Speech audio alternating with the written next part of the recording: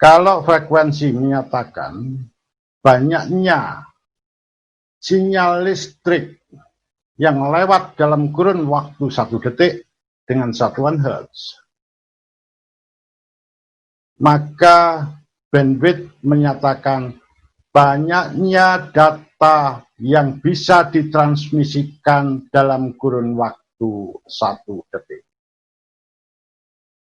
Nah, di mana kecepatannya kemarin sangat bergantung kepada 2 hal, yaitu lebar bus itu sendiri. Semakin lebar busnya, maka semakin banyak data yang akan dikirim. Dan yang kedua, bergantung pada frekuensi bus. Apabila frekuensinya tinggi, tentu banyaknya transmisi data, banyaknya siklus data akan semakin banyak. Untuk itu saya ulang sekilas tentang bandwidth kemarin. Monggo ini teknisi dibantu untuk menaikkan papan tulis.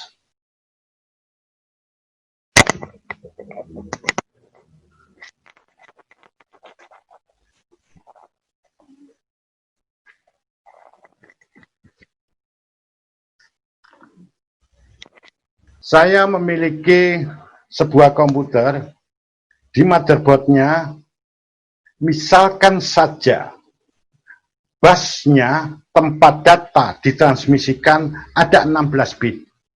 Berarti kalau ada 16 bit, ada 2 jalur data yang bisa dilewati oleh data. Contohnya seperti telah saya gambarkan di sini. Ada 2 warna, biru dan hitam. Di mana dari masing-masing saluran itu adalah 8 bit. Jadi kalau ada 2 saluran 16 bit, ini dikatakan sebagai komputer 16 bit. Jadi yang saya gambarkan ini adalah bus atau saluran data. Saya tuliskan di sini. Busnya ini lebar bus 16 bit. Kalau 16 bit itu komputer kuno itu ya, sudah nggak ada sekarang. Cuma kalau di sini saya jelaskan itu sebagai contoh supaya nanti kita mudah menghitungnya. Jadi jangan pernah berkata bahwa sudah kuno kok masih diajarkan, bukan begitu. Soalnya kalau yang baru itu 64 bit, nanti susah kita untuk memperkalikannya. Jadi kalau nanti 64 ya sudah, nanti hitung sendiri di sini. Di sini akan saya jelaskan bagaimana rumus itu tercipta. Jadi jangan pernah menghafal, tapi fahami. Ya, baik. Misalkan sebuah komputer di motherboardnya itu busnya 16 bit. Begitu juga bus di prosesor itu 16 bit.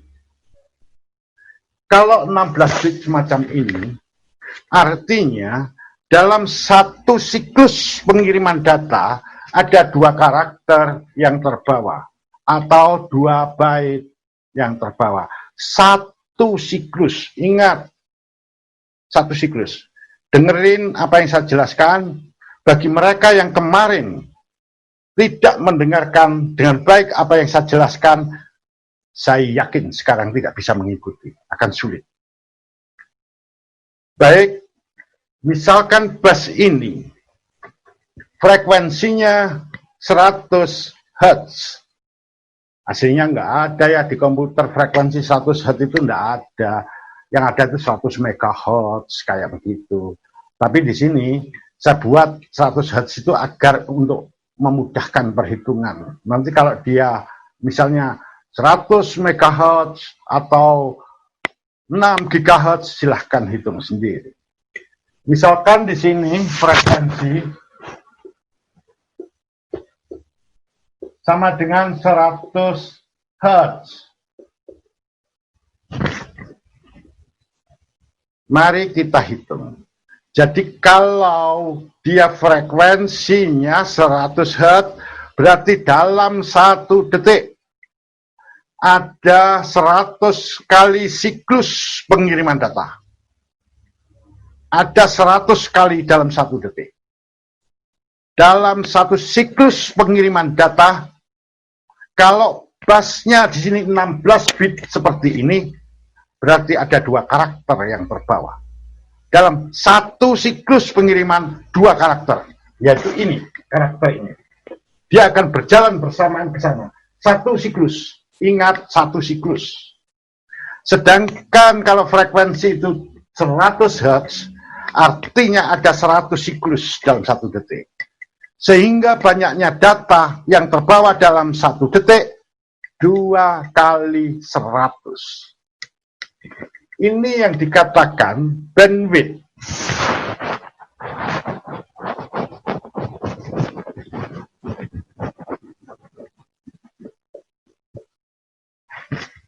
Jadi di sini bandwidth 2 kali 100. Jadi kalau kita tulis lengkap satuannya ya di sini byte ya, 2 karakter ya.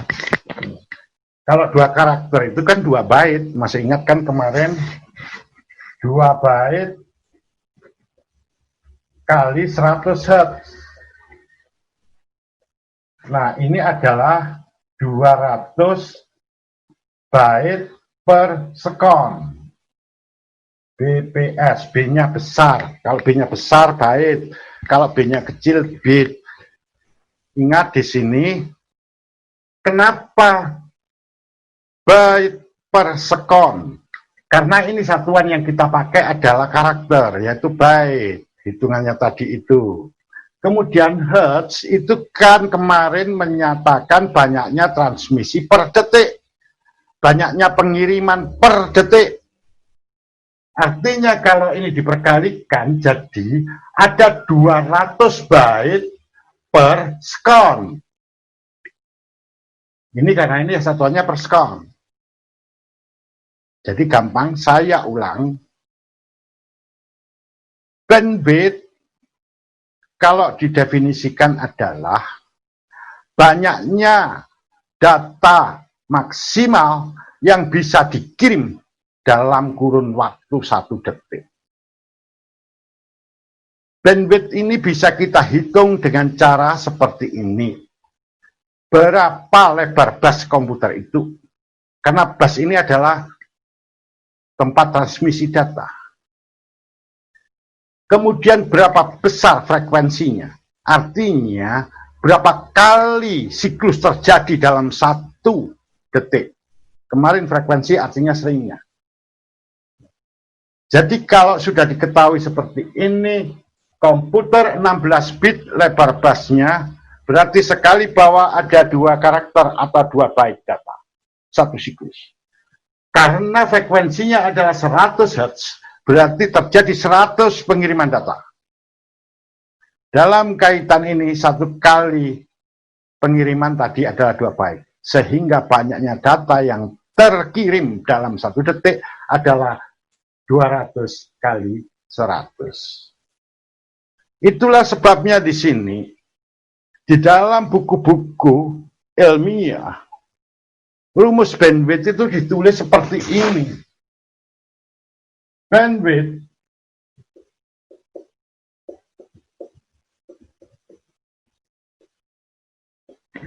adalah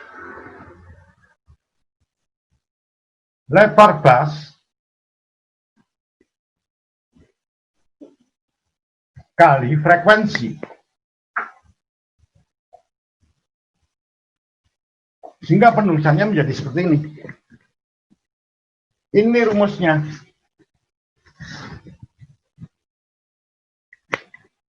Ya memang benar kalau kita mikir sendiri ya. Ya iyalah, 1 kali kirim berapa banyak yang dibawa? Oh, ada 2. Berapa kali pengirimannya 100? Berarti berapa banyak data yang dikirim? Ya 100 kali 2 toh. Lah, kan gampang, akhirnya bisa kita buat rumus. Ini, jadi jangan dihafalkan, rumusnya jangan dihafalkan. Dari pengertian yang saya jelaskan ini, Anda bisa ciptakan rumus sendiri. Jadi di sini, kalau saya tuliskan dalam kata-kata aslinya, di dalam buku ilmiah yang berbahasa Inggris, masih di sana, dan saya belum pernah jumpa tulisan di dalam bahasa Indonesia yang menyatakan rumus itu. Yang ada masih di luar negeri, entah mengapa di Indonesia nggak ada. Kalau ada tolong saya diberitahu. Ya. Jadi dalam bahasa Inggrisnya tertulis adalah bandwidth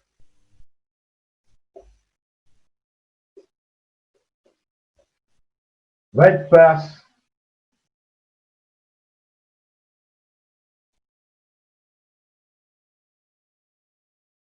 kali frekuensi. Tersingkat frekuensinya. Gitu. Ini tertulisnya, rumusnya. Nah, rumus ini bisa dipecah menjadi dua. Rumus bandwidth kemarin telah saya sampaikan adalah bps byte per sekon atau bit per sekon. Ada dua. Ya, dua-duanya dipakai. Kalau di dalam jaringan yang banyak dipakai adalah bit per sekon. Baik, ini saya hapus. Jadi ingat, kalau kami memberikan penjelasan, kalian harus siapkan buku. Dan kami tidak pernah akan tulis dulu, saya tunggu enggak. Ya, kayak model kuliah, Anda langsung tulis sendiri.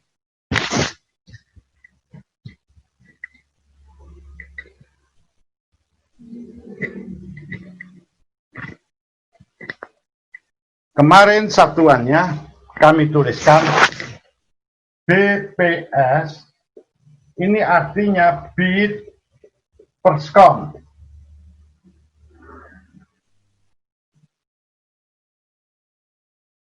Atau BPS, B-nya besar, PS kecil, ini byte per sekon.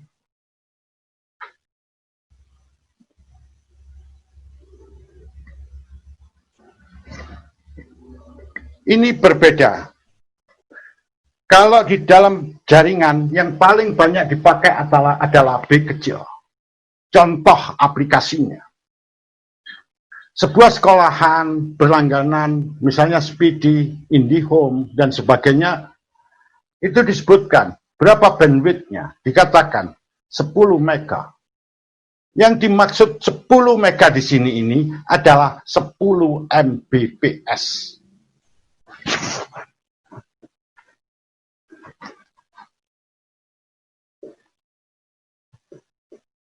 Jangan lupa, 10 Mbps itu B-nya adalah bit, bukan byte. Artinya, bandwidth yang Anda beli itu berkecepatan 10 juta bit per sekon. Kalau kita jadikan byte, misalnya, berapa banyak karakter atau berapa banyak data Pak yang akan dibawa melalui jaringan tersebut, melalui Speedy tadi atau IndiHome tadi. Kalau ditanyakan berapa banyak karakter, karena karakter satuannya byte, maka kecepatannya adalah 10 juta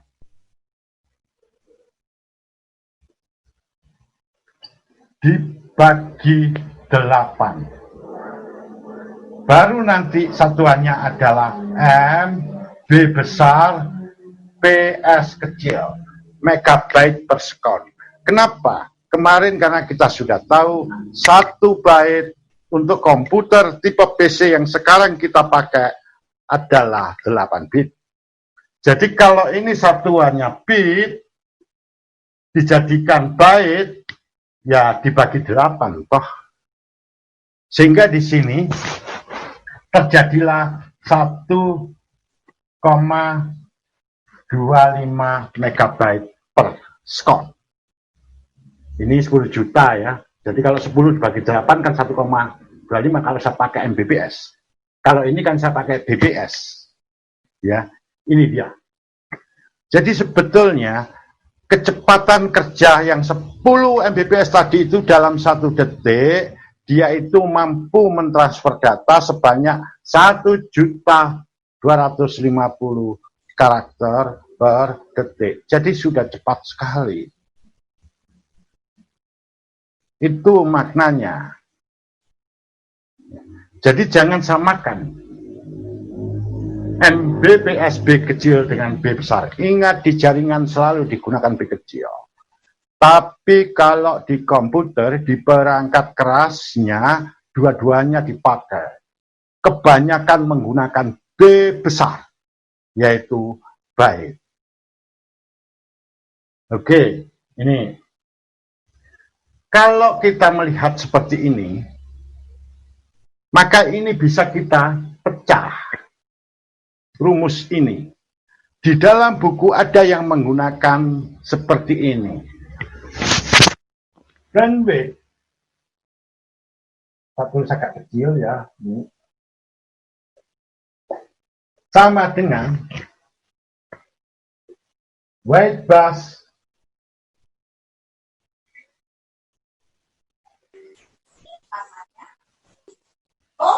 dibagi 8 frekuensi. Kalau di buku itu tertulis seperti ini tertulis seperti ini rumusnya, pasti satuannya adalah bit per second. Byte per second. Karena dia dibagi 8. Contoh dalam kasus yang tadi, ini white busnya 16. Sehingga kalau dihitung, di sini jadinya seperti ini. 16 per 8, tadi frekuensinya kan 100 yang tadi. Ini. Nah, makanya sama dengan 2 kali 100 tadi, 200 bps tadi. Kalau seperti ini rumusnya, maka satuannya pasti B besar, MBPS. Ingat itu ya. Ini rumus baku. Satuannya.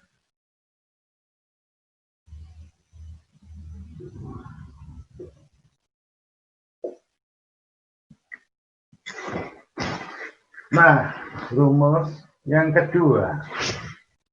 Rumus yang kedua adalah dia tetap menggunakan seperti aslinya.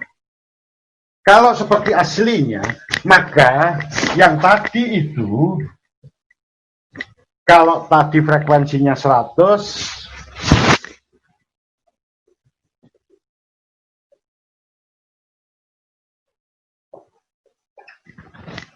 lebar busnya 16 bit, 16 kali 100, karena lebar busnya ada 16. Jika dia seperti ini, jadi langsung white bus kali frekuensi seperti yang atas, pasti satuannya adalah MBPSB kecil, yaitu megabit per second. Ini satuannya adalah MBPS. Kalau kita tulis 1600 Mbps, megabit per second. Kalau kita bandingkan, kalau ini tadi 200, sedangkan ini 1600, kan sama. Di sini kan 200 tapi megabyte. Di sini 1600 tapi megabit. Coba ini kalau kita jadikan megabyte, kan tinggal bagi 8. Coba dengarkan baik-baik di sini. Ya, ini penciptaan rumus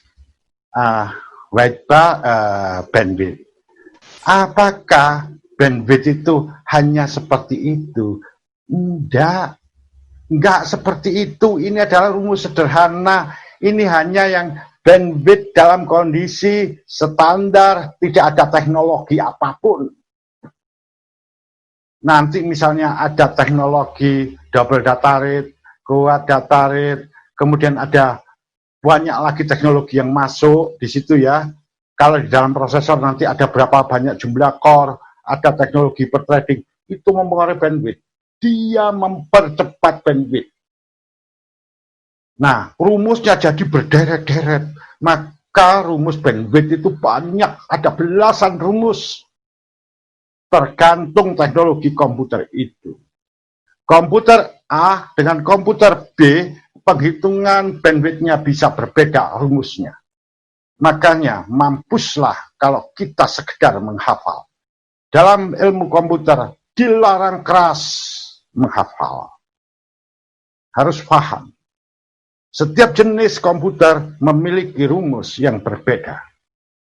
Tapi kalau kita paham, kita bentuk teknologi apapun pasti bisa kita kuasai dengan baik, rumus bisa kita ciptakan. Nah, nanti belakangan. Karena ini penting untuk troubleshooting. Baik, saya lanjutkan. Mari kita lihat di sini. Mengapa bit dikatakan satuan terkecil yang digunakan dalam teknologi informasi dan komunikasi? Mengapa disebut satuan terkecil bit? Di atasnya itu adalah byte. Dan masing-masing bit atau byte punya tingkatan satuan. Yaitu tingkatannya ada kilo, kemudian ada mega, ada giga, ada tera, ada peta, ada eksa, kemudian ada zeta, dan ada iota, dan seterusnya. Ada banyak satuan. Ini kayaknya bandwidth turun lagi ya. Oh ya. Baiklah, perhatikan di sini. Ini gambarnya memang sabar kecil ya.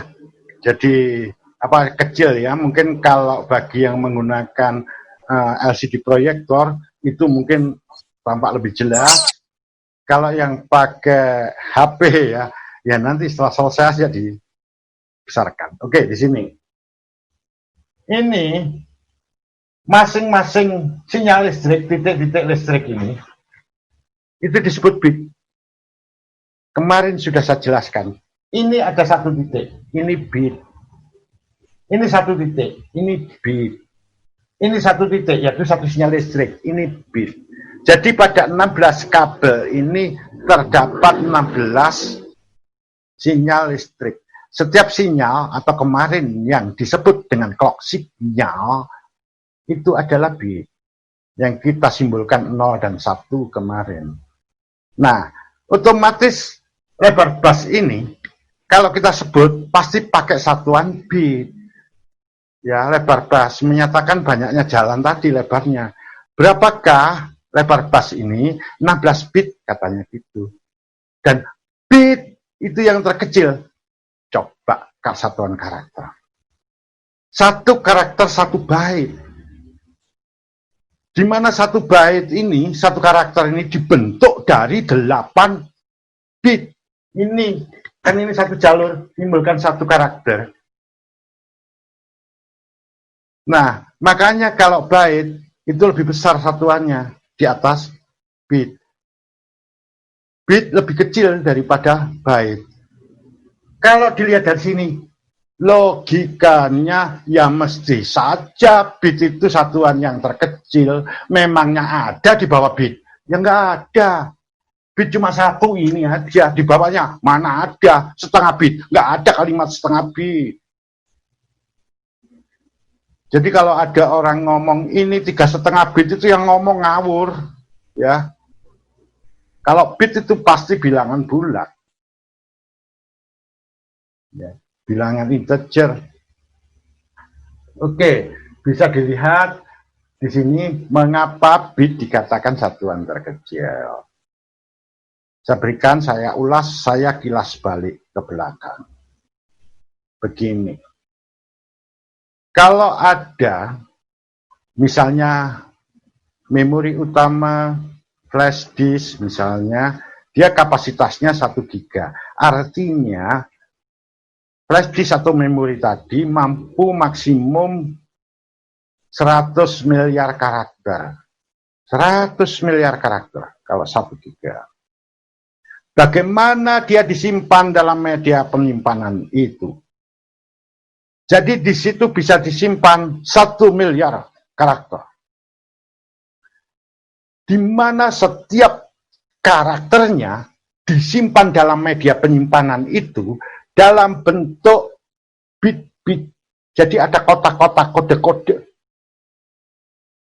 Satu karakter dibentuk dari 8 kotakan tempat nyimpan. Jadi kalau saya gambarkan seperti ini. Ya. Ini saya kelas balik yang kemarin.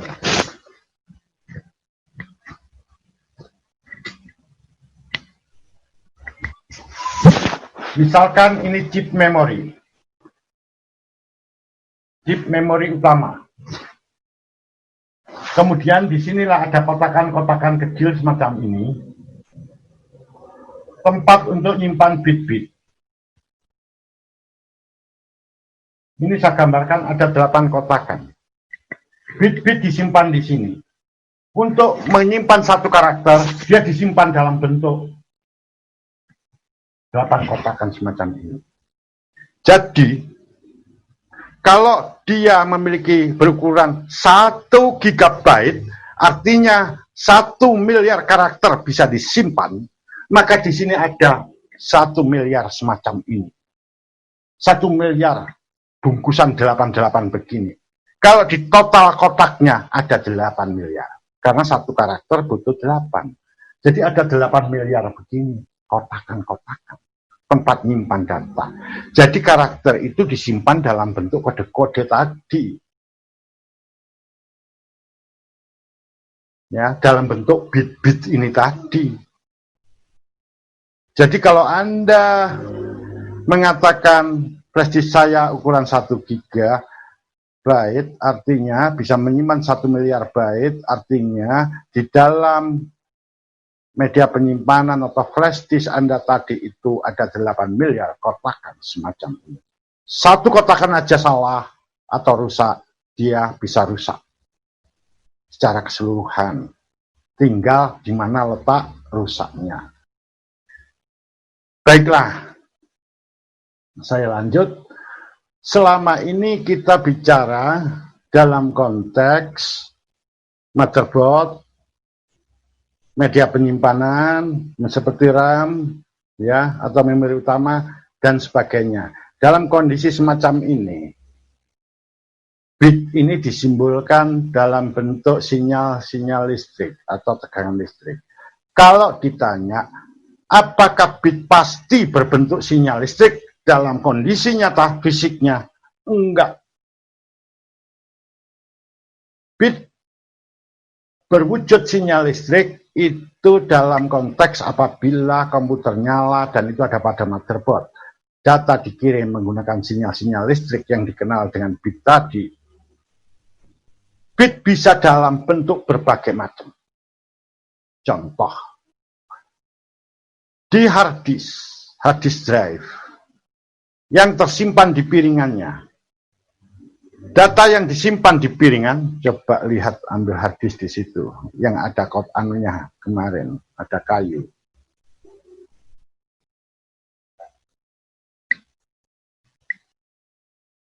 Ini sebuah hard disk, 2 buah ya, sudah saya buka. Data disimpan di sini. Ya, balik nih, disimpan di sini. Data yang disimpan di sini tidak dalam bentuk sinyal-sinyal listrik seperti pada memori utama. Data disimpan di sini dalam bentuk bit, bitnya berupa tatanan magnetis, yaitu aturan-aturan antara kutub utara dan kutub selatan. Jadi bentuknya bukan sinyal listrik, tapi magnet, tatanan magnet. Itu sebabnya kalau hard disk didekatkan dengan magnet akan hancur. Berbeda lagi dengan CD, compact disk atau DVD. Data yang disimpan di dalamnya itu dalam bentuk lubang-lubang kecil mikroskopis. Jadi lubang-lubang kecil yang ukurannya sangat kecil, tidak bisa dilihat dengan mata telanjang semacam ini. Dia berupa lubang-lubang dan dataran yang nanti dikenal dengan nama bit and line. Nah, itu kita bahas nanti. Jadi, bit itu adalah bilangan biner simbol 01. 01 itu menggambarkan tentang kondisi. Kalau di motherboard tadi adalah tegangan lemah dan tegangan kuat. Simbolnya tetap 01. Kalau di hard disk adalah tatanan magnet. Simbolnya tetap 0 dan 1. Di compact disk, lubang-lubang dan dataran, simbolnya tetap 0 dan 1. Jadi, bilangan biner atau bit itu menyimbolkan berbagai kondisi. Nanti apa seperti itu lagi? Enggak, di jaringan bentuknya lain lagi itu nanti. Ya. Tapi kesamaannya adalah semuanya disebut bit dan disimbolkan 0 dan 1. Bukankah kemarin telah saya sebutkan biner artinya adalah sesuatu yang hanya ada dua, kan itu? Nggak perlu saya ulang lagi. Oke. Kalau bit, kemarin saya jelaskan merupakan singkatan dari binary digit,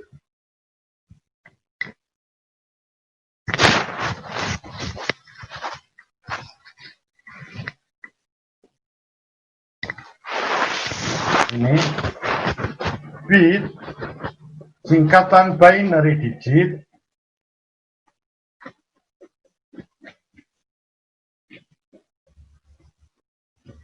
maka byte singkatan dari binary term.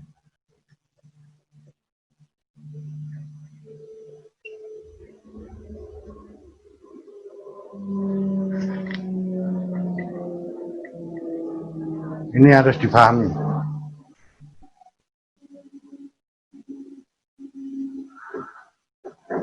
Baik ya, daripada nanti ke belakang Anda susah. Jadi ini saya potong di sini, nanti kalau ada pertanyaan silahkan, supaya nanti nggak ketinggalan. Jadi step by step aja saya jelaskan di sini. Jadi sekarang gunanya bandwidth semacam ini nih. Bagaimana Pak? Misalkan seperti nanti ada banyak permasalahan di komputer tuh Anda bisa temukan. Pak, kalau 10 mega bandwidth 10 mega jadi Mbps, misalnya speed atau yang sekarang itu IndiHome ya, itu katanya cepat Pak. Tapi nanti kalau dipakai 10 orang jadi lambat. Begitu tuh kenapa? Mudah ya. Kalau 10 mega bit per second dipakai sendiri, kecepatannya tadi ya. Jadi ada 10 juta bit atau 1,25 byte per second per detik, ya cepat. Ketika dipakai orang 10 kan jadi bandwidthnya terbagi 10. Kalau bandwidthnya terbagi 10 kan kecil lagi. Ya otomatis semakin kecil ya semakin kecil dong. Ya. Jadi yang dimaksud kecepatan ini sebetulnya adalah bukan karakternya berjalan cepat begitu, bukan itu. Kalau mobil ya, pesawat, dia kalau sekian kilometer per jam. Jadi kalau nilainya tinggi maka dia cepat gerak. Gitu. Kalau di bandwidth itu bukan begitu. Menyatakan banyaknya karakter. Jadi dalam 1 detik ini misalnya yang lewat ada 60 gitu, rombongan 60. Kemudian ada 100 begitu ya. Kalau dia 100, kalau 200. Jadi bukan dia cepat gerakannya, bukan ya, bukan. Jangan salah pemikiran. Karena orang nggak paham komputer seperti itu. Nah, sekarang seperti ini penggunaannya dalam troubleshooting. Sebuah prosesor, coba mencoba ini ya. Ini. Nah, ini saya gambarkan. Bentar ya, saya lihat begini jelas. Sebuah prosesor, misalnya busnya berbandwidth atau berkecepatan 1 giga transfer per detik misalnya, atau setara 1 GHz lah gitu.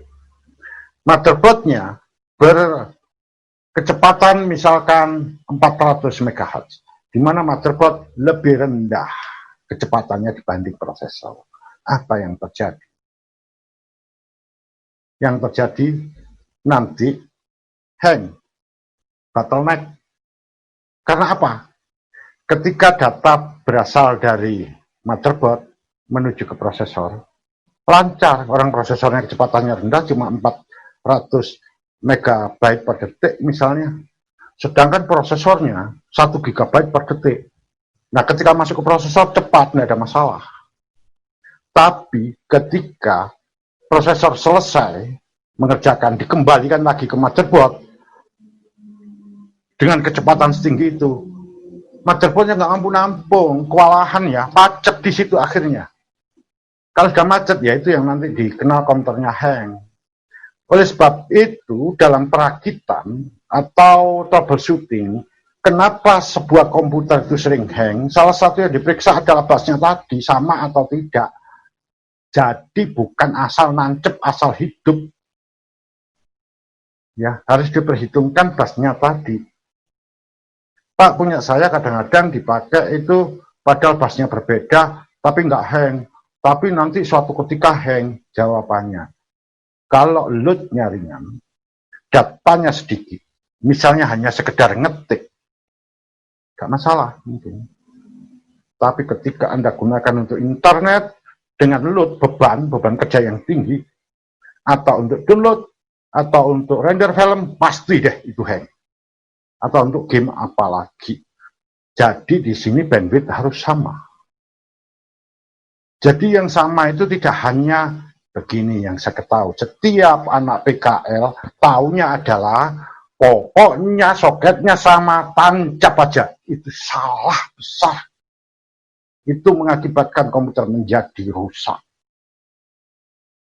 Jadi tidak hanya soketnya yang sama, tapi lebar busnya harus sama, bandwidth-nya harus sama. Oke, ya. Ini sekilas pengetahuan fungsi daripada bandwidth tadi. Jadi kalau ada komputer suatu saat itu hang, tiba-tiba hang kalau untuk kerja berat, salah satu yang diperiksa adalah bandwidth-nya tadi, yaitu bandwidth tentang busnya yang harus diperiksa. Jadi kalau kemarin sudah saya jelaskan banyak hal. Kalau kalian kumpulkan itu semua, nanti akhirnya, oh kalau dia hang berarti yang harus diperiksa ini gitu. Sehingga nanti kalau ada komputer rusak sudah gak bingung lagi. Otak yang main. Jangan model hafalan seperti teknisi di lapangan. Dia kalau komputer begini harus begini. Oh dia nggak nyala Stephen memori ini Stephen bukan apanya itu hanya tahu-tahuan kayak gitu. Aduh, itu anak TK juga bisa, nggak perlu sekolah. Kalian sebagai orang yang terpelajar tidak boleh melakukan seperti itu. Jadi pahami teorinya. Ya. Baiklah, sebelum saya lanjutkan, monggo kalau ada pertanyaan, saya mulai dari SMK Negeri 1 Bogor dulu. Pak Riko, silahkan untuk mengkoordinasi ini. Monggo Pak Riko, kalau ada pertanyaan dari siswanya.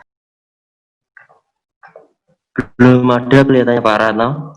Oh iya, kalau begitu saya lanjut aja Pak. Assalamualaikum Pak. Oh ya, waalaikumsalam. Oh ini ada Pak, ini. Mau bertanya. Iya. Sebutkan nama. Nama saya Akbar Niko Ramadhani. Oke, silahkan pertanyaannya.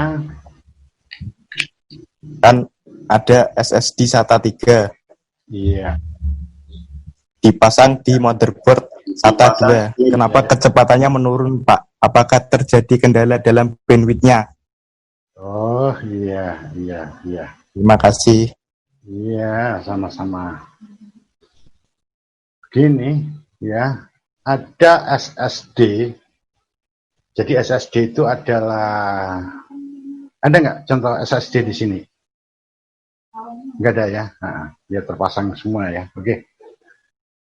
Ada SSD, jadi semacam hard disk, solid state drive atau solid state device, itu singkatan daripada SSD. Model baru itu ya. Nah, SSD ini ada berbagai macam. Ini tadi disebutkan SSD SATA 3. SATA itu interface-nya. Di mana SATA 3 itu memiliki kecepatan bus kurang lebih 600 megabit per second kalau nggak salah ya. Iya, sekitar 600 itu.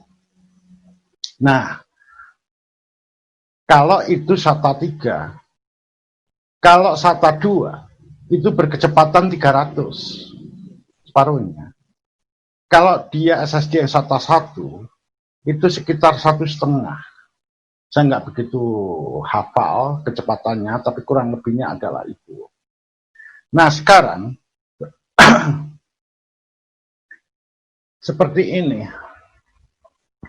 Ini motherboard ini SATA 2. Yang terpasang di sini konektornya dia hanya mampu mendukung untuk SATA 2 maksimal. Artinya dia tidak bisa mengikuti SATA 3. Nah, ternyata di sini ada SSD SATA 3 yang dipasang di sini. Sedangkan ini motherboardnya cuma SATA 2 kemampuannya.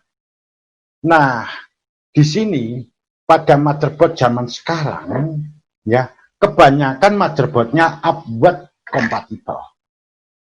Artinya motherboard tersebut bisa menampung teknologi baru, teknologi yang lebih cepat.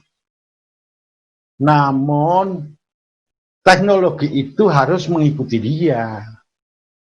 Jadi kalau dia misalnya yang dipasang SATA 3, SSD SATA 3 berkecepatan 600, padahal dia hanya berkecepatan 300, dia maksimal SATA 2, maka nanti yang SATA 3 tadi tidak akan bekerja dengan kecepatan 600, dia akan bekerja mengikuti kecepatan motherboardnya. Sehingga kecepatan SSD menjadi turun. Itu sebabnya SSD-nya terlihat menjadi lamban. Sebaliknya, SSD yang versi 3 tadi kebanyakan backward compatible ke perangkat yang lebih rendah darinya. Jadi kalau dia SATA 3, dia tetap bisa dipasang di motherboard yang maksimalnya SATA 2 atau di motherboard yang lebih lama lagi yang hanya bisa mampu menampung SATA yang pertama. Bisa dipasangkan, tapi SSD tadi akan menurun kecepatannya mengikuti kecepatan motherboardnya karena dia bersifat backward compatible. Artinya kompatibel dengan yang sebelumnya, tapi kecepatan dia akan menurun. Nah, apakah semua SSD seperti itu? Tidak. Ada SSD tertentu yang dia SATA 3, tapi dia tidak bisa dipasang di SATA 2. Tapi kalau terbalik bisa begini. Ada motherboard baru, dia maksimum bisa menampung SATA 3. Maka semua SSD atau hard disk yang dipasang di sini, baik yang dia tipe SATA 1 atau SATA yang pertama, kemudian SATA 2 atau SATA 3, semuanya bisa masuk. Pasti bisa masuk. Namun kecepatannya beda. Kalau dia pakai yang SATA 3 ya kecepatannya akan 600. Kalau SSD-nya SATA 2 ya kecepatan 300. Jadi mengikuti kecepatan SSD itu sendiri. Nah, itu penjelasannya ya. Bagaimana Mas Fani? Bisa diterima? Siapa? Oh, Akbar. Ya, bagaimana Mas Akbar Niko? Ya Pak, bisa dimengerti. Kita break dulu, istirahat 5 menit ya. Saya ingin istirahat dulu karena haus. Tadi sudah saya tekan-tekan. Sekarang jam berapa? 10.15.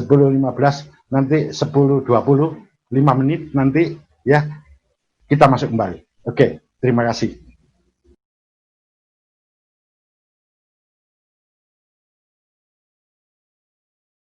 Baiklah, kali ini saya akan menjelaskan materi baru lagi, ya, yang merupakan kelanjutan dari yang tadi. Kalau yang ini juga tidak memperhatikan ke belakang akan susah lagi. Jadi yang paling penting itu dasarnya adalah apa itu karakter, apa itu beat, apa itu bait, apa itu bass, kemudian apa itu bandwidth, itu harus tahu semua. Apa itu kompatibilitas, itu dasar semua. Kali ini saya jelaskan teknologi transmisi data. Bagaimana data itu, jadi proses pengangkutan transmisi itu sebenarnya bagaimana? Yang saya maksud adalah teknologinya, bukan mekanisme kerja. Kalau yang kemarin itu mekanisme kerja, cara kerjanya. Jadi data diangkut dari satu komponen menuju komponen lainnya melalui jalur-jalur yang dikenal dengan bus. Sebetulnya bus yang kita bahas kemarin itu adalah bus khusus untuk transmisi data. Sebenarnya bus itu ada 3 macam, yaitu data bus atau bus data, address bus atau bus alamat, dan control bus, bus pengendali atau bus kontrol. Nah, yang selama ini kita bicarakan adalah bus data. 2 bus data lainnya, yaitu address bus dan control bus, akan saya jelaskan nanti belakangan. Kesatuan dari 3 bus, yaitu data bus, control bus, dan address bus, itu nanti yang dikenal dengan nama bus system atau sistem bus. Jadi saya menjelaskan di sini gabungan ya. Jadi ini adalah perangkat keras, teknik perakitan, karena teknik perakitan dan troubleshooting tidak akan pernah bisa lepas dari sistem komputer. Karena dasarnya di sana. Jadi di sini banyak basis-basis sistem komputer yang saya jelaskan secara mendasar. Dan saya tahu persis bahwa pengetahuan dasar ini tidak pernah diberikan, jangankan di tingkat SMK, di tingkat perguruan tinggi juga jarang dijelaskan, entah mengapa. Nah, makanya perhatikan di sini. Kali ini saya akan menjelaskan teknologi transmisi data, apa yang disebut dengan nama DDR atau double data rate. Kalau yang sudah kita bicarakan ini tadi semuanya adalah single data rate. Nanti ada juga teknologi kuat data rate. Nah, ini jarang dikenal. Padahal komputer menggunakan itu, yang terkenal memang DDR. Jadi yang disebut DDR itu bukan memori utama. Karena kalau saya nyebut, orang menyebut DDR, pikirannya langsung ke memori utama, yaitu keran. Padahal nggak begitu. DDR itu nama teknologi. Kalau di situ ada memori utama bernama DDR, itu karena memori utama atau RAM tadi menggunakan teknologi DDR. Maka dia disebut DDR. Jadi aslinya begini. Ini untuk memori utama ya.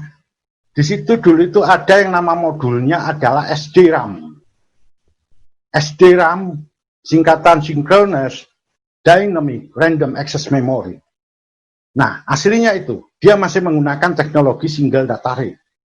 Kemudian muncullah yang baru, menggunakan teknologi double data rate.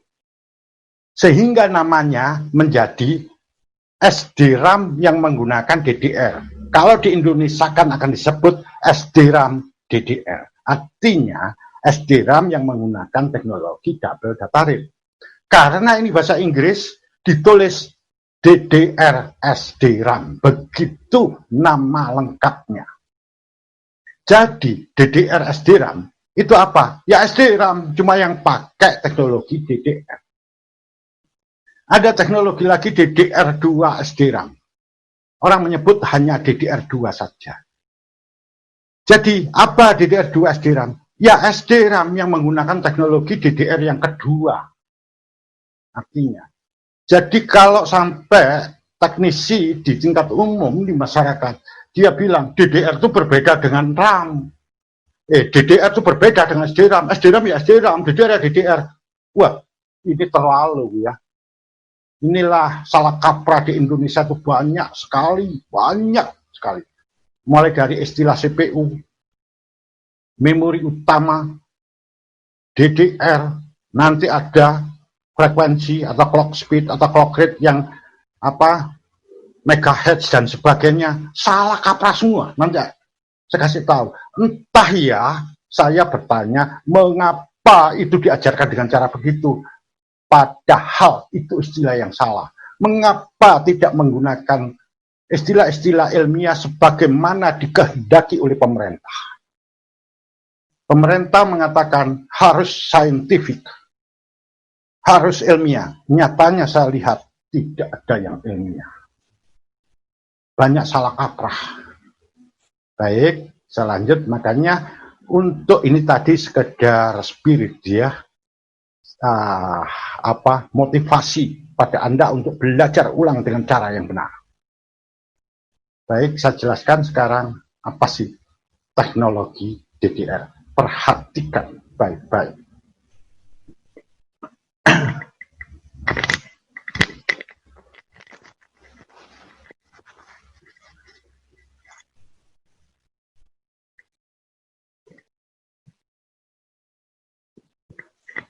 Saya akan menggambar satu buah kabel. Seperti ini.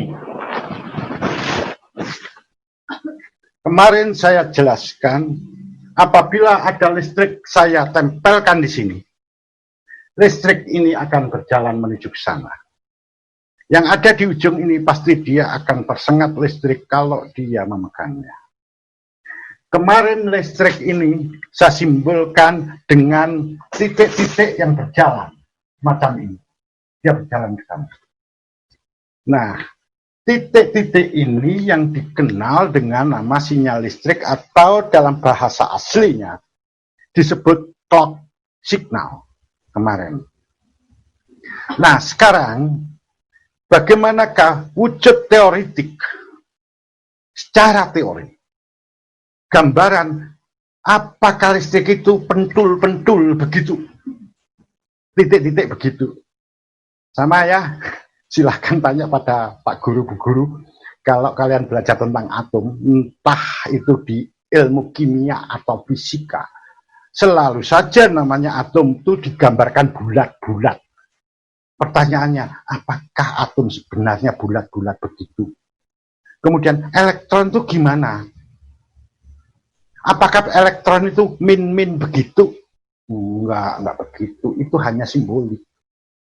Sama dengan bit. Bit itu 0 dan 1. Itu hanya simbol. Jadi sama ya. Nah, sekarang ini sama. Saya akan membahaskan secara teori.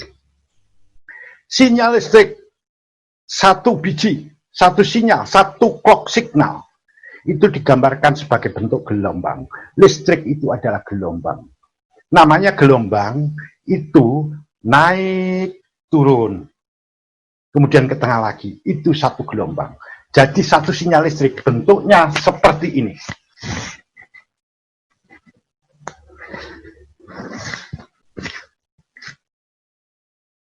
Naik turun kembali ke standarnya.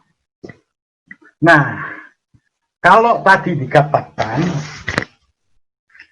misalnya di sini ada 100 Hz frekuensi, berarti ada 100 sinyal listrik yang lewat per detik. Kalau saya gambarkan itu dalam bentuk gelombang, berarti ada 100 gelombang per detik yang lewat di situ. Itu arti kata Hertz. Jadi satu gelombang ini adalah satu sinyal listrik. Satu sinyal listrik ini digambarkan dalam bentuk satu gelombang semacam ini. Kalau dikatakan frekuensi 100 Hz, berarti ada 100 gelombang yang berjalan menuju ke sana. Setiap satu gelombang ini, setiap satu sinyal listrik ini akan membawa satu data, satu karakter. Kemarin saya jelaskan seperti itu. Jadi satu deretan 8 seperti ini nih, yang atas ini dia akan membawa satu karakter. Kalau di sini 100 MHz berarti ada satu deretan begini, ada 100 biji. Nah, dia berjalan ke sana itu 100 kali, ada 100 jumlah deretan ini per detik. Nah, sekarang yang saya gambarkan seperti ini, saya ambil hanya satu kabel. Kalau ada 8, ya nanti ada deretan 8 kabel kayak begini, ini 8 kabel kayak begini semua, gitu. Terus berjalan bersamaan. Seperti itu. Tapi kalau saya gambarkan 8 kabel bengong, nanti saya ambil aja satu contoh. Jadi satu ini menggambarkan satu titik ini. Kalau ada 100 berarti ada 100 seperti itu. Nah, satu gelombang dia membawa satu data. Teknologi ini yang dikenal dengan nama single data rate. Apa yang kita ceritakan mulai kemarin hingga tadi itu adalah teknologi single data rate. Ini tulisannya. Yang nyatat silakan nyatat. Karena ini di buku saya tidak ada. Di film saya juga tidak ada. Karena saya belum sempat membuatnya. Ya karena capek ya, mungkin karena sudah usia. Seharusnya ini yang muda-muda belia ini, bapak-bapak guru yang masih muda, yang tampan-tampan tuh, ibu-ibu yang masih muda, yang cantik-cantik, atau mungkin siswa-siswi, silahkan membuat buku. Ya, karena ini penting, belum ada, bisa terkenal dan diterbitkan tuh kalau mau. Baik, di sini saya gambarkan di sini. Ini teknologi yang disebut dengan nama single data rate.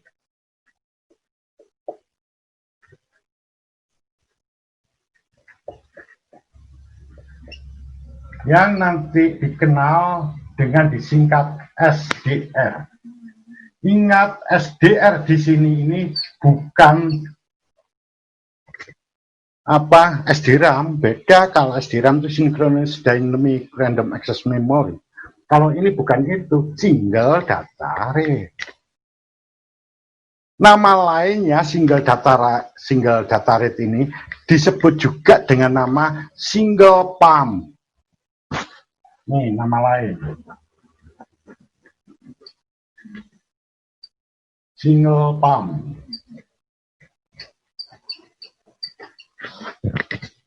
Rate adalah kecepatan atau laju. Jadi kalau single data rate, laju data tunggal, single tunggal.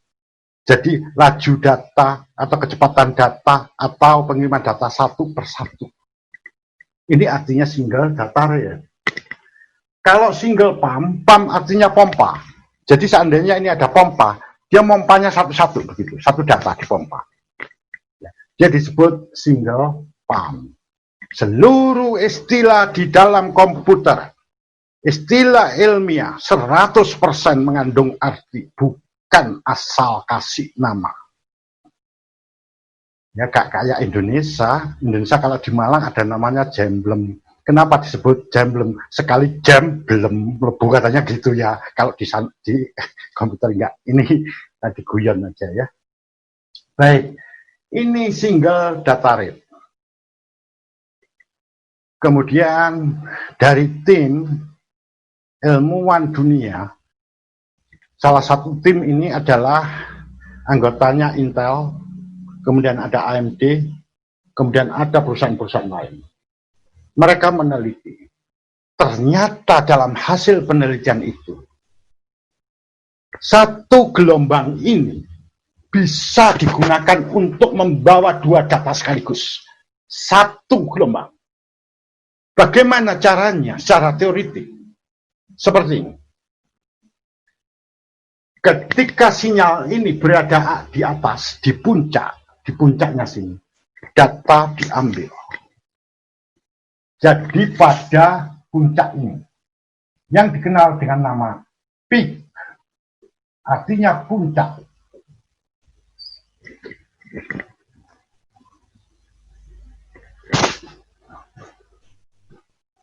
Kemudian, ketika dia turun pada puncak bawah, data diambil kembali. Ini yang dia sebut dengan nama fall. Artinya puncak bawah, puncak jatuh. Dengan demikian, dalam satu gelombang, dia mampu membawa dua data. Kalau tadi cuma satu, sekarang dua. Jadi nanti kalau di sini frekuensi 100 Hz, berarti ada 100 gelombang. Setiap gelombang membawa dua data. Artinya data yang terbawa ke sana bisa 2 kali lipat. Maknanya, kalau ini, saya hanya satu biji ini aja. Dia berjalan membawa ke sana, hanya bisa satu karakter. Karena dia menggunakan single data rate. Satu gelombang, satu data. Ketika diterapkan teknologi double data rate, maka data yang terbawa menjadi 2 kali lipatnya. Jadi menjadi 200 karakter terbawa untuk satu jalan. Kalau dia lebar busnya 16 bit, berarti dikalikan 2 lagi. Ya. Jadi kalau ini 16 bit, ke bawah ke sana, kalau menggunakan double data rate, otomatis yang terbawa menjadi 4 kali lipatnya dari yang single, dari yang sendirian lagi. Nanti saya bandingkan nanti ya, nanti hitungannya. Oke, ini dulu. Jadi double data rate itu dia dalam sekali bawah, dia menjadi 2 data. Peak artinya puncak atas, ya. Kemudian fall itu jatuh, ada bawah. Ya, sambil belajar bahasa Inggris karena di dalam komputer penuh bahasa Inggris. I fall in love, aku jatuh cinta, ya. Jadi kalau ini I fall in computer love, entah apa itu ya, tanya guru bahasa Inggris saja ya. Baiklah, ini arti DDR, yaitu ini dikenal dengan nama double data rate.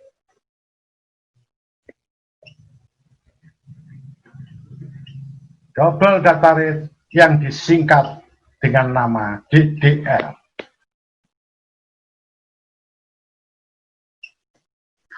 Nama lainnya adalah dual pump.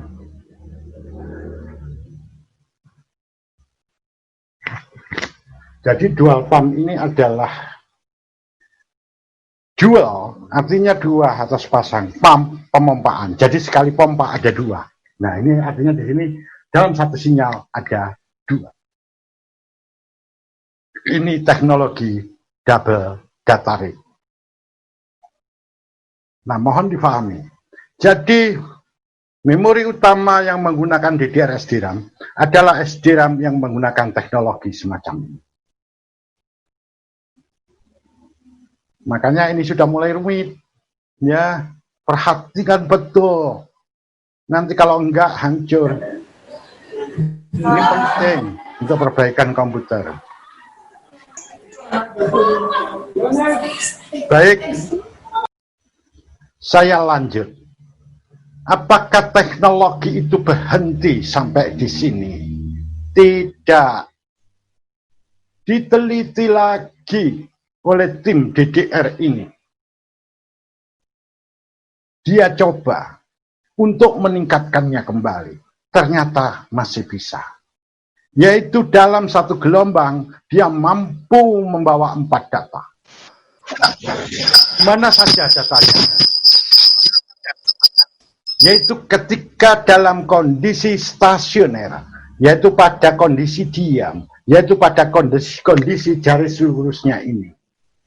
Jadi ketika dia berada di sini, dia juga mengambil data. Jadi data pertama, ketika dia berangkat, ada di puncak dia ambil data, di sini dia ambil data, di sini dia ambil data, dan di sini dia ambil data. Sehingga ada 4 data terbawa sekaligus. Nah, sehingga kecepatannya banyaknya data yang mampu di bawah 2 kali lipat dari DDR. Kalau DDR hanya mampu 2, maka ini mampu 4. Teknologi ini yang dikenal dengan nama kuat data rate atau disingkat QDR ini.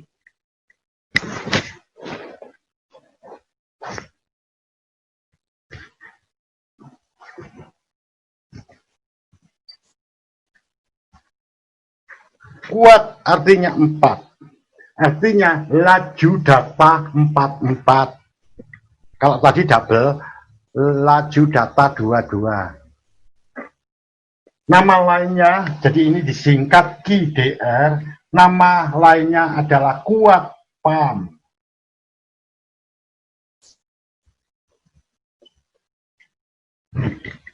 Namanya. Untuk urusan modifikasi dari sinyal, modifikasi dari gelombang, hingga sekarang berhenti sampai di sini. Belum ada peningkatan lagi, teknologi lagi. Ini sebenarnya teknologi fisika. Ya, mungkin bisa tanya ke Pak Guru Fisika, ya, tentang gelombang listrik. Judulnya gelombang listrik, materinya gelombang listrik. Ini kuat data rate atau disingkat dengan nama QDR. Nah, ini tadi teknologi tentang pengangkutan data atau transmisi data. Sebelum saya lanjut, pada materi berikutnya, saya akan menggabungkan teknologi ini dengan ini, distribusi. Makanya pelan-pelan dan pahami betul. Saya lihat itu di monitor saya yang cukup besar, saya lihat Anda ada yang bergrup-grup dan ada yang sendiri-sendiri. Saya lihat yang bergrup-grup itu banyak guyonnya. Saya tanggung dia tidak akan pernah paham setelah ini. Ya, makanya coba mulai untuk konsentrasi, ya. Jadi mereka yang sebetulnya segini, ya, yang bergrup harusnya lebih baik karena ada temannya, dia bisa berdiskusi. Yang sendirian harusnya lebih buruk, ya, nggak begitu paham, yang pakai HP. Tapi nyatanya dari dulu saya ngecek kalau anak SMK, kalau dia pakai grup pasti bodoh-bodoh. Karena dia di sana, dia lebih banyak guyonnya daripada memperhatikan. Jadi dia tidak berniat dari ilmu, tapi terserah Anda. Tugas kami menyampaikan ilmu pada Anda. Anda mau terima, mau tidak, terserah Anda. Ya. Oke, begini. Kali ini, karena saya khawatir pengalaman yang lalu, banyak yang pusing juga pada materi ini. Bagi mereka yang ininya kuat mungkin bisa lanjut, bagi mereka yang ininya agak kurang karena karunia Allah seperti itu, mereka pusing. Untuk itu saya kasih kesempatan 5 menit istirahat, 5 menit lagi saya mulai untuk refresh kembali ya tentang pikiran. Begitu Iya, Pak. Pak Rito. Yeah. 5 Iya. menit. Siap, Pak. Terima kasih. Assalamualaikum.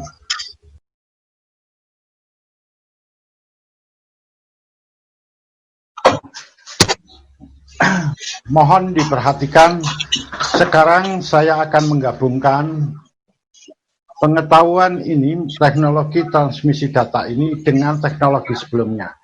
Jadi saya menggabungkan antara frekuensi lebar bas dan teknologi ini. Ini akan menghasilkan nilai bandwidth yang berbeda. Tadi saya berikan contoh frekuensi 100 Hz. Ya. Saya tuliskan di sini aja. Frekuensi 100 Hz.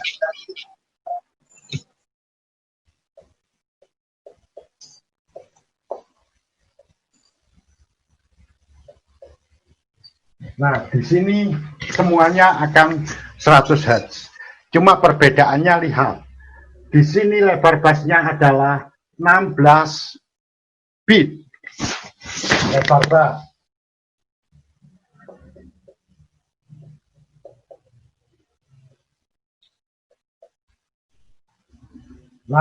bit. Sedangkan yang bawah ini frekuensinya sama, adalah 100 Hz. Lebar bass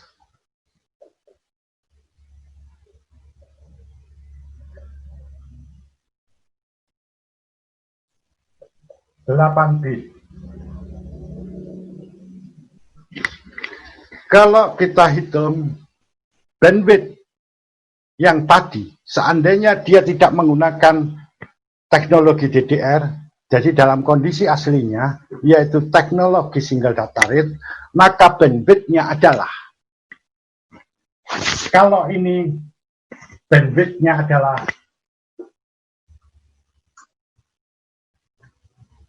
sesuai dengan rumus tadi, itu adalah 2 kali 100, yaitu bandwidth-nya 200 bps. B besar, yaitu byte. Kalau jadikan bit, bandwidth-nya adalah 1600 B kecil, bps, bit per second. Kalau yang bawah, karena ini 8 bit, berarti hanya 1 karakter yang bisa terbawa. Kalau ini ada 2 karakter sekaligus. Sehingga di sini bandwidth-nya adalah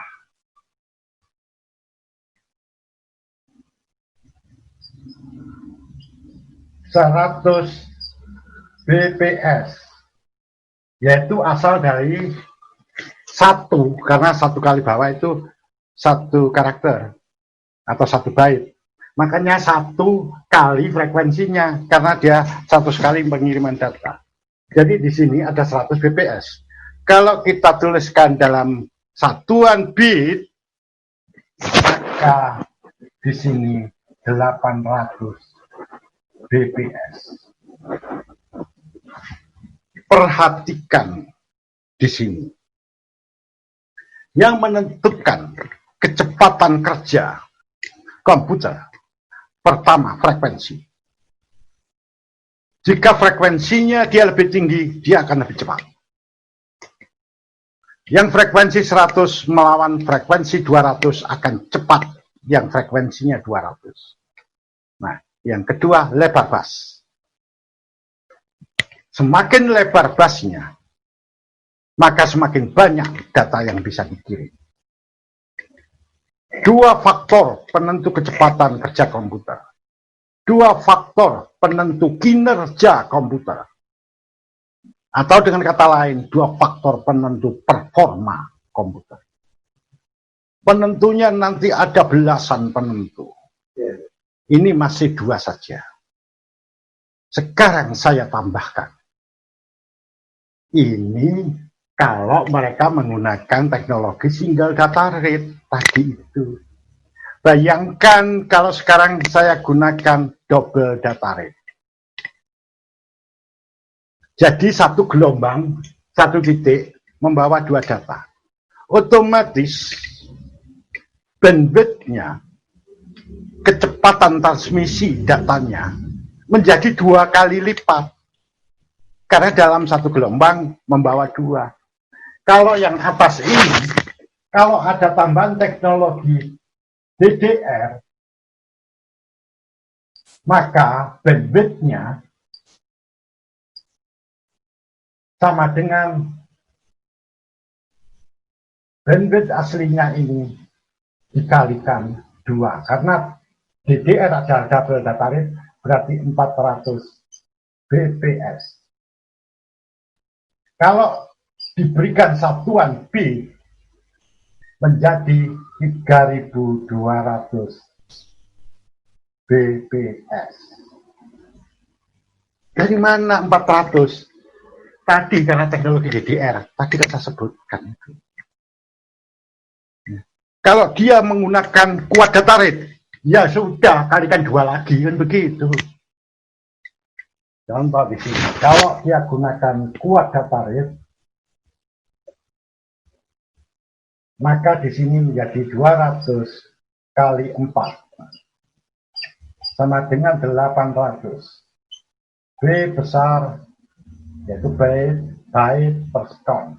Kalau jadikan bit, maka di sini adalah 6400 B kecil bit per second.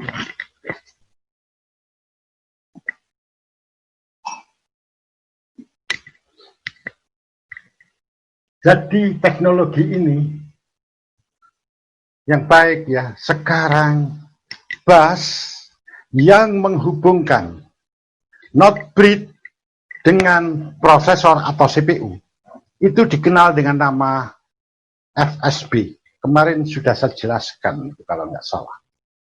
Ya, FSB. FSB ini sejak era Pentium 4 sampai ke Core 2 Duo, Core 2 Kuat, Core 2 Extreme, dia menggunakan teknologi QDR, kuat data rate. Sehingga kecepatan busnya dinaikkan hingga 4 kali lipat. Nah, ini yang gak banyak diketahui oleh teknisi.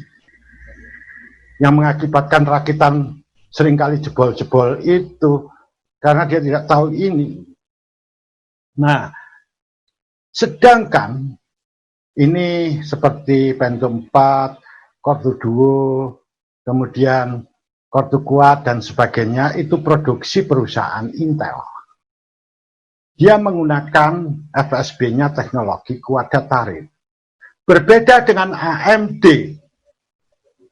AMD bus yang menghubungkan not bridge dengan CPU itu dikenal dengan nama bukan FSB, tapi hypertransport.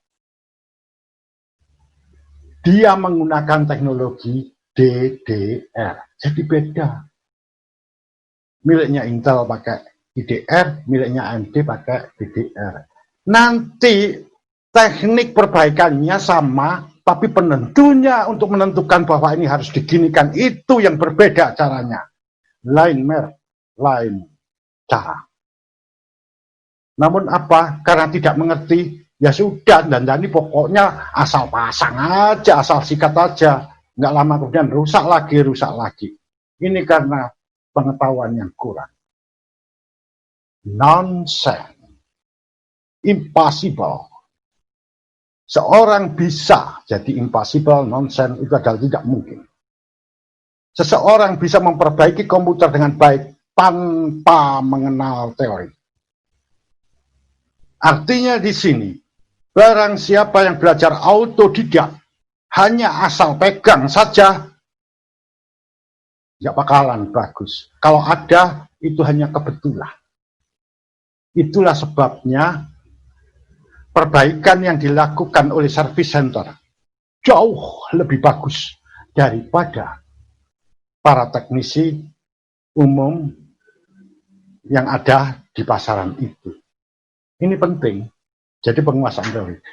Ini pada pertemuan Vicon berikutnya akan saya kupas bagaimana aplikasinya dalam troubleshooting. Nah, yang penting sekarang, Anda tahu penghitungan-penghitungan ini. Yang bawah ini juga sama, ini dalam kondisi single data rate. Kalau dia menggunakan teknologi double data rate, ya sudah kalikan 2 aja. Karena dalam satu gelombang dia pakai 2 data. Kalau gunakan GDR, ya kalikan 4, sama saja. Ini cara penghitungannya. Kalau Anda nanya, Pak, kan sekarang komputer yang lebar busnya 16 bit itu kan sudah nggak ada. Iya betul. Yang ada, yang masih dipakai hingga kini itu yang 32 bit sama 64. Nah bagaimana Pak caranya? Ya sudah hitung sendiri. Sama saja seperti ini caranya, cuma beda angka. Ini 16 bit ya saya kalikan 2. Ya. Karena dia sekaligus membawa 2 karakter atau 2 byte. Kalau dia 32 bit ya kalikan 4. Kalau dia 64 bit ya kalikan 8, sama aja ya. Saya gunakan 16 ini agar mudah dalam perhitungan dan Anda bisa cepat menerimanya. Dengan demikian, kalau kita lihat, maka rumus bandwidth tadi menjadi berbeda lagi. Jadi era komputer sebelum Pentium 4 itu seluruhnya, baik itu perusahaan Intel ataupun perusahaan AMD, dia menggunakan teknologi single data rate. Tapi setelah era itu, yaitu era Pentium 4 dan seterusnya, termasuk AMD yang produksinya Athlon, ya baik itu Athlon X2, ada Athlon apalagi itu ya, semuanya sudah pakai double data rate. Kalau Intel pakai quad data rate, kalau AMD pakai double data rate. Tapi nanti teori ini ada sedikit pengembangan lagi pada era selanjutnya, yaitu era Core i3, Core i5, Core i7, Core i9. Kalau di Intel itu era Phenom dan seterusnya. Ingat ya, lain produk, lain cara dalam perbaikannya. Jangan disamaratakan. Ya. Ini tadi perhitungannya, sekarang penciptaan rumusnya. Dengan demikian bandwidth rumusnya, kalau tadi adalah frekuensi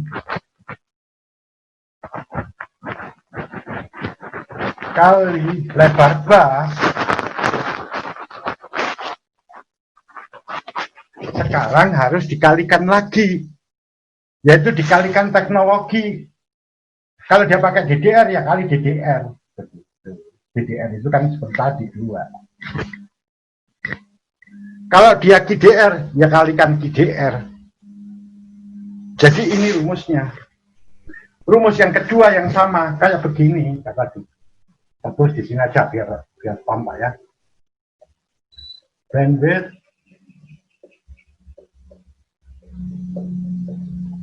sama dengan frekuensi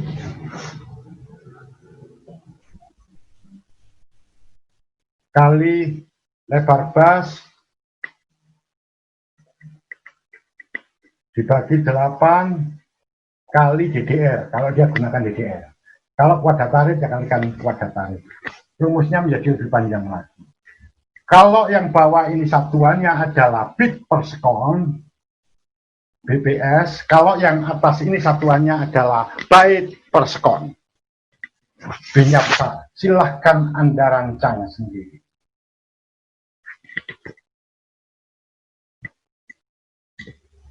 Nah, bayangkan kalau kalian semua menghafal. Belum-belum sudah hafal 4 rumus. tapi tanpa mengerti maknanya. Saya berikan satu contoh. Saya memberikan ujian tuh, ya. Dan kemudian saya suruh menghitung bandwidth-nya. Ternyata mereka salah semua karena mereka menghafal. Ada dia yang menggunakan rumus ini, ada yang menggunakan rumus yang sebelumnya tadi. Yang dia menggunakan rumus ini kadang kebingungan. Lah ini DDR itu apa begitu? Padahal tergantung komputernya. Kalau komputer menggunakan teknologi ini, rumusnya ini. Kalau komputer menggunakan teknologi yang seperti tadi, rumusnya kayak tadi. Nah ini terus, apakah bandwidth itu berhenti sampai di sini? Oh enggak. Ya, masih ada lagi nanti penentunya. Jadi nanti kalau kita lihat, akhirnya rumus bandwidth itu panjang banget, apalagi di jaringan. Panjang banget itu. Ya, tergantung teknologinya, semakin maju teknologinya, semakin rumit rumusnya. Dan ini penting untuk bandwidth ini nanti. Nah, apa yang saya katakan tadi, nilai bandwidth itu adalah bandwidth maksimal. Ya, kayak tadi misalnya Speedy, IndiHome, dia 10 MB per sekon atau 10 Mbps, itu adalah nilai maksimumnya. Artinya kalau kita coba apa betul, kita ukur dengan alat misalnya, dia bandwidthnya seperti itu, tidak. Pasti di bawahnya. Karena itu adalah nilai maksimum. Bukan nilai semestinya. Itu hitungan bandwidth ini. Baik di jaringan maupun di komputer standalone. Komputer standalone itu komputer mandiri yang tidak terhubung dengan komputer lain. Jadi nilai bandwidth itu adalah maksimumnya. Bandwidth digunakan di mana-mana sebagai dasar atau perhitungan untuk kompatibilitas atau untuk menentukan performa komputer, kinerja komputer, cepat tidaknya komputer. Semua tergantung dari bandwidth. Motherboard ada bandwidthnya. CPU atau prosesor ada bandwidthnya. Kartu grafis ada bandwidthnya. Hard disk ada bandwidthnya. SSD ada bandwidthnya. CD drive, CD-ROM, atau CD-RW dan sebagainya ada bandwidthnya. Sampai flash disk juga ada bandwidthnya. Memori utama atau RAM ada bandwidthnya. Semua permainan bandwidth. Contoh bandwidth di memori utama. PC itu adalah menggambarkan bandwidth. Misalnya PC 10.200 itu adalah bandwidthnya. Tadi disebutkan ada SATA, SATA 2, SATA 3, itu interface, bus interface. Itu juga menyatakan bandwidth. Kalau SATA 3 bandwidthnya sekian, SATA 2 sekian, dan seterusnya. Flash disk juga bandwidth. Flash disk versi 20, 30, 1.1, USB berbandwidth. Semua perangkat ada bandwidth. Termasuk mic, kartu jaringan ada bandwidth. Totalitas. Jadi ini penting pengetahuan dari bandwidth itu sendiri. Baiklah, di sini suara dari masjid sudah kedengaran. Entah dari Anda kedengaran atau enggak. Kalau dari sini keras, ya mudah-mudahan enggak mengganggu pendengaran Anda. Nah, sekarang penjelasan saya tutup sampai segini dulu. Saya persilahkan kalau ada pertanyaan. Dan akan saya jelaskan tentang lanjutan ini pada video conference yang akan datang.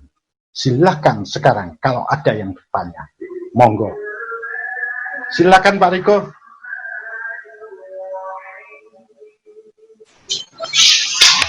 Baik, anak-anak dipersilakan untuk bertanya. Mau bertanya? Namanya Kalau namanya Akbar Niko Ramadhani. oh ya, yang tadi. Monggo silakan Mas Akbar. Pak, apa benar kalau frekuensi pada komputer lebih tinggi membutuhkan voltase juga yang lebih tinggi? Oh iya, iya. Hanya itu, Mas Akbar.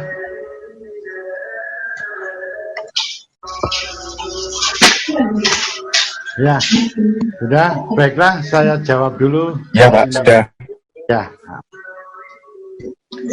Begini ya. Memang pada dasarnya kalau frekuensi itu ditinggikan, otomatis dia perlu daya yang tinggi. Daya ini satuannya watt. Ya, dia perlu daya tinggi. Nanti ini penting memang untuk mungkin Anda sering overclocking ya. Kalau Anda sering melakukan overclocking, biasanya kalau frekuensi sudah dinaikkan, biasanya frekuensi prosesor itu yang dinaikkan. Kalau nggak gitu kartu grafis, itu yang dinaikkan biasanya. Jika Anda menaikkan frekuensi, otomatis dayanya juga harus dinaikkan supaya bisa mendukung frekuensi tadi. Karena frekuensinya semakin tinggi. Untuk menaikkan daya, caranya adalah menaikkan voltase, yaitu tegangannya. Nah, tegangannya dinaikkan. Di mana penaikan tegangan ini akan berefek pada penaikan daya. Nah, tegangan yang naik tadi itu bisa diatur melalui aplikasi. Misalnya ya, melalui program aplikasi tambahan atau melalui BIOS. Di BIOS ada, yaitu nanti yang dikenal dengan meningkatkan nilai V-core. Ada itu di BIOS. Kalau di BIOS nggak ada V-core, Anda bisa gunakan aplikasi tambahan, software. Jadi jawabannya benar. Kalau semakin tinggi frekuensi, dia butuh tegangan yang lebih tinggi. Pertanyaannya adalah mungkin Anda bingung di sini. Pak, komputer sekarang ini, di prosesor, semakin meningkat. Dulu cuma 1, sekian giga, kemudian 2 giga, kemudian 3 giga, bahkan sekarang 4 atau lebih, 4 giga. Seperti Core 7 dan sebagainya sudah 4 giga lebih. Tapi nyatanya kok frekuensi di Indonesia 220 kok tetap bisa? Mungkin akan bertanya seperti itu. Begini jawabannya. Walaupun frekuensi itu naik sampai berapa giga pun, listrik kita akan tetap seperti itu. Nanti settingnya itu adalah di motherboardnya itu sendiri dan di prosesor itu sendiri. Dia disetting bagaimana dengan menggunakan voltase tetap seperti itu, namun frekuensi bisa ditingkatkan lebih tinggi lagi. Ada teknologinya. Kalau itu memang dibutuhkan, akan saya jelaskan lebih detail. Tapi sayangnya waktu kita terbatas. Kalau Vicon-nya misalnya 4 kali seminggu mungkin bisa ya, atau nanti ditambah waktunya, itu bisa. Saya jelaskan nanti. Di situ kita akan bicara tentang V-core, voltage regulator. Ya. Jadi V-core nanti dilanjutkan voltage regulator atau pengatur tegangan. Di situ nanti terlibat komponen-komponen dalam motherboard, ada yang dikenal dengan nama coba motherboard. Bentar ya. Kemudian ada jelas di sini.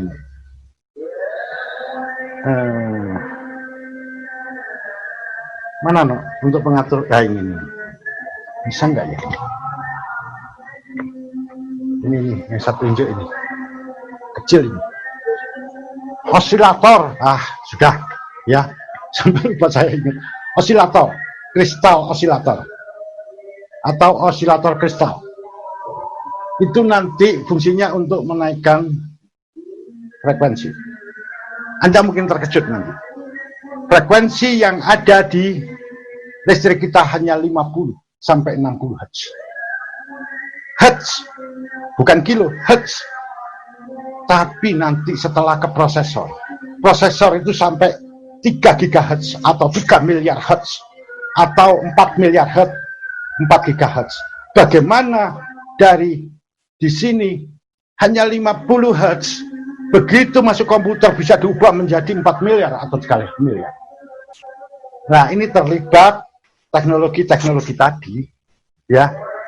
Di situ ada kristal osilator yang naikkan sampai setinggi itu. Kemudian nanti ada teknologi yang lain-lain, ya, di situ. Kalau mau bisa, tapi ini teoritik, ya, dan makan waktu cukup panjang. Kalau dikehendaki silahkan. Monggo Pak Riko, kalau memang ingin ditambahi silahkan, ya, karena banyak juga materi, atau nanti dilanjut setelah gimana terserah, silahkan. Selama saya masih bisa melakukannya, ya. Nah, seperti itu. Jadi kesimpulannya Mas Akbar, dengan tambahnya frekuensi, meningkatnya frekuensi, memang dia perlu dukungan peningkatan tegangan listrik, ya, peningkatan daya. Jika itu tidak dinaikkan, sedangkan frekuensinya naik, ya, maka akan terjadi masalah. Entah komputernya jadi hang, entah restart sendiri atau apa, ya. Gejala-gejala yang tidak normal kerjanya. Oke, monggo terus Pak Riko kalau ada yang bertanya lagi. Monggo anak-anak, kalau ingin yang bertanya lagi silakan. Halo, assalamualaikum Pak. Waalaikumsalam. Silakan, namanya. Saya nama Wildan Jaya Arifiandi Pak. Ya. Silakan. Saya mau bertanya Pak, itu kan pas umpama kita connect wifi, tiba-tiba ada tulisan request timeout, itu kira-kira kenapa ya Pak? Apa ada tulisan apa? Ada tulisan request timeout. Request timeout. Iya Pak. Wah, ini penyebabnya banyak sekali, ya. Request timeout itu permintaan untuk keluar atau waktu habis, atau mungkin pulsa habis bisa menyebabkan begitu, ya. Atau karena koneksi dari induknya sudah dimatikan bisa kayak begitu, atau mungkin dari masalah komputernya sendiri atau HP-nya sendiri juga akan seperti itu. Gangguan jaringan juga akan seperti itu. Jadi kalau sudah kayak begini, ya harus diulang lagi gitu, ya, untuk nyambung. Karena kalau sudah request time out itu banyak penyebabnya, ya. Ya, seperti itu, Mas. Siapa ini kan berhubungan dengan WiFi, ya, masalahnya, ya. Mas Wildan ya tadi, ya. Ya, bagaimana Mas Wildan? Iya Pak. Oke, Mas Wildan, gimana? Ada pertanyaan lagi, Mas Wildan? Oke Pak, sudah cukup. Terima kasih Pak. Oke, sami-sami. Ada lagi? Silakan. Assalamualaikum Pak. Waalaikumsalam. Connect, mau tanya lagi. Siapa ini? Akbar Niko. Oh ya, ya, ya. Yang nggak disconnect. Ya, silakan. Kenapa grafik card yang lebih baru memiliki performa lebih baik dan konsumsi dayanya lebih rendah? Aduh, suaranya, maaf, suaranya Kak sedikit kurang jelas, ya. Coba diulang, diperkeras suaranya. Ya. Ayo ulang Pak. Ya. Kenapa grafik card yang terbaru memiliki performa yang lebih baik dan konsumsi dayanya lebih rendah? Misalnya GTX 960 konsumsi dayanya 180 Watt. GTX 1650 75 Watt saja. Kenapa, Pak? Oh ya, ya. Ada Ya, ya, ya. Jadi kenapa konsumsi daya untuk kartu grafis yang baru itu dia performanya jauh lebih bagus, namun konsumsi dayanya menjadi lebih rendah. Ya, itu ya, pertanyaan umum. Ya, ya. Begini, ya. Ini ada bahasan di teknologi yang dikenal dengan teknologi nanometer atau proses teknologi atau teknologi manufaktur. Ya. Nah, Yang dimaksud nanometer ini adalah, jadi ketahui seperti ini ya, semua chip itu disusun dari komponen-komponen di dalam chip itu ada transistor, kapasitor, resistor gitu. Tapi komponen ini ukurannya sangat kecil. Kalau kita melihat transistor dalam kondisi nyata seperti ini, wah, kacamata saya putus, ternyata ya jatuh, gak tahu nih.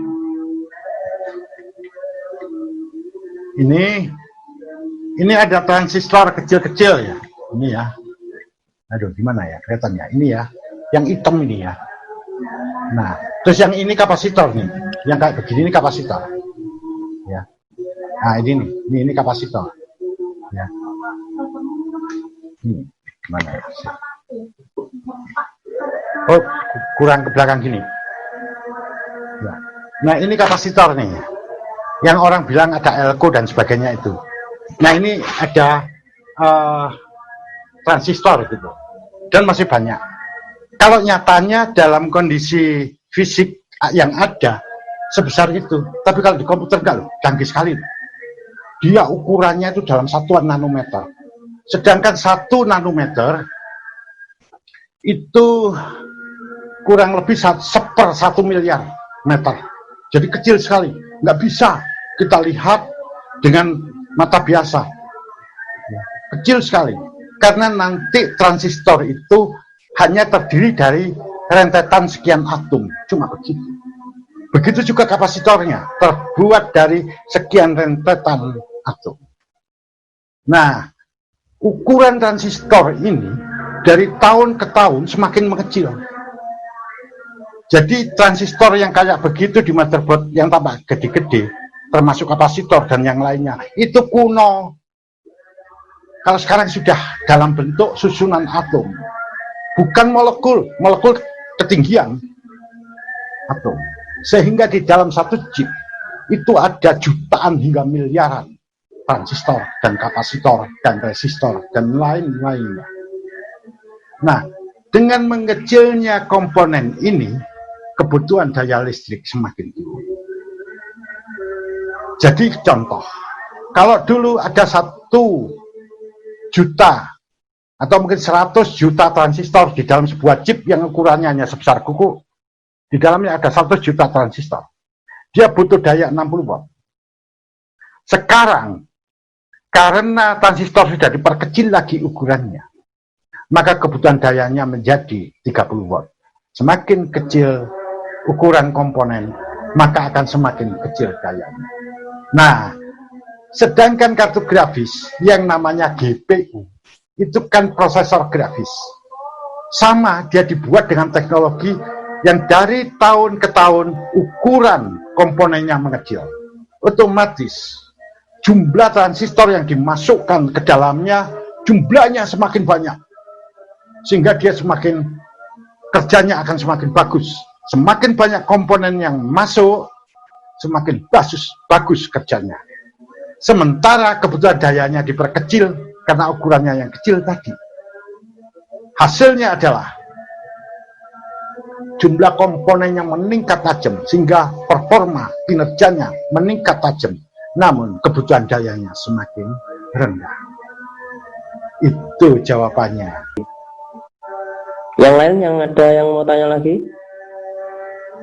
Selain Akbar, Niko, sama Wildan, adakah yang mau bertanya lagi? Dipersilakan.